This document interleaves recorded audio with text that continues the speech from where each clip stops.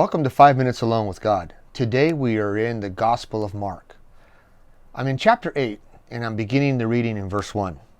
In those days, the multitude being very great and having nothing to eat, Jesus called his disciples to him and said to them, I have compassion on the multitude, because they have now continued with me 3 days and have nothing to eat.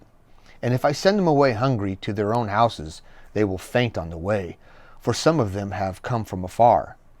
Then his disciples answered him, How can one satisfy these people with bread here in the wilderness? And he answered them, How many loaves do you have? And they said, 7. So he commanded the multitude to sit down on the ground. And he took the 7 loaves, and he gave thanks. He broke them, and he gave them to his disciples to set before them. And they set them before the multitude. They also had a few small fish, and having blessed them, he said to set them also before them. So they ate and were filled, and they took up 7 large baskets of leftover fragments. Now those who had eaten were about 4,000, and he sent them away. Immediately got into a boat with his disciples and came to the region of Dalmatha.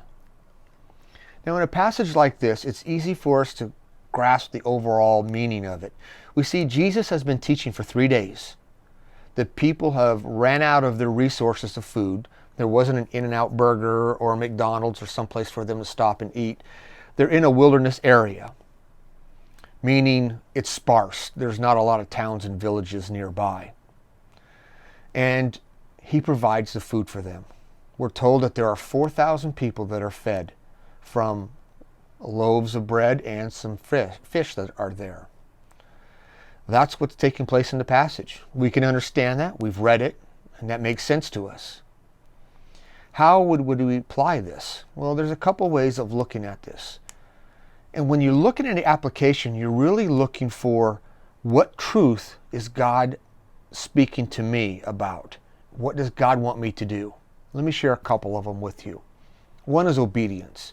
As I'm looking at a passage like this, I'm thinking, what does God want me to do and obey? Sometimes I'm asked to do things as I read through Scripture and I don't really understand the full ramification of it.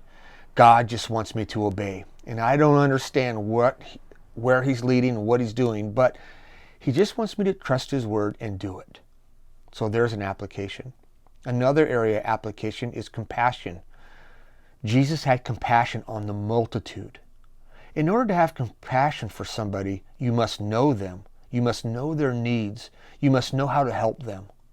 And Jesus knew those things.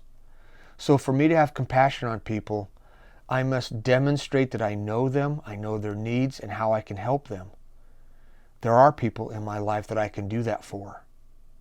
I just have to take the step of showing compassion to them and helping them. I can do that. So those are some applications that I see in this passage for me. What are some applications that you see in this passage for you? That's our time together today. Have a great day. Mark 8, verses 11 through 26.